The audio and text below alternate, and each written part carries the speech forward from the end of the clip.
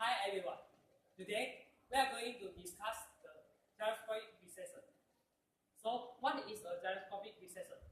It is a phenomenon occurring in rotating bodies in which an applied force is manifested 90 degrees. In other words, a gyroscopic precession means a change in direction of an axis. Let's give an example. Place a top on a table, just spinning it. When let's go, the top is going to lean on one side. Right? Everyone knows that. Nothing can stand on a pointed end. But if you spin it, the top is able to stay in an upright position until it stops spinning. Therefore, it leans on one side again. So what is the magic of science behind this? Gyroscopic precession, that's what. Now we know that a gyroscopic precession means when a force is applied to a spinning object, the force will change its direction 90 degrees from where it was applied. Now there's a force that enables a top to spin. And since it is spinning, that force will change its direction to a 90-degree angle. In this case, upwards. Now gravitational force, also known as gravity, will be pulling the top down while the force is pulling it up.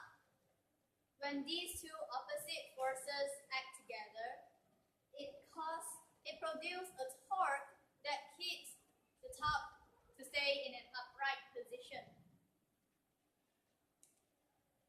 Let's explain what is a torque. A torque basically means a measure of how much a force acting on an object, causing the object to rotate. Simply put, a torque is a twisting force that causes rotation. For example, turning the handle of a wrench to loosen or tighten a nut of bolt produces a torque. That is a twisting force. Calculation of a torque depends on two quantities: the force applied and the length of the lever arm connecting the axis to the point of application. In this case, the torque's radius. The direction of the torque can be determined by using the right hand grip thumb. Fingers of the right hand are curved from the direction of the lever arm to the direction of the force. That is the radius. Then the thumb should be pointing in the direction of the top. Now remember, there is a force that enables the top to spin, and that force is called the angular momentum. In physics, the angular momentum is a conserved quantity, meaning that no change will take place unless an external force acts upon it. The angular momentum consists of two forces, the centripetal force and the centrifugal force. The centripetal force focuses the energy towards the center of the top, while the centrifugal force transfers the energy to the circumference. When these two forces act together, it causes the top to spin and thus produce angular momentum.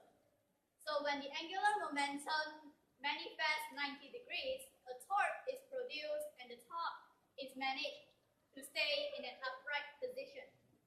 Remember, the top cannot stay in that position unless you spin it first. Therefore, a torque cannot exist if there is no angular momentum. The angular momentum will not change unless frictional force manages to slow it down and stop it. That is when the top slows down and eventually lean on one side again. Well, that's basically everything you should know about the gyroscopic precession. The connection between the torque and angular momentum is the key to this whole theory. We hope that you can understand the simplified version of the theory. Thanks so much for watching.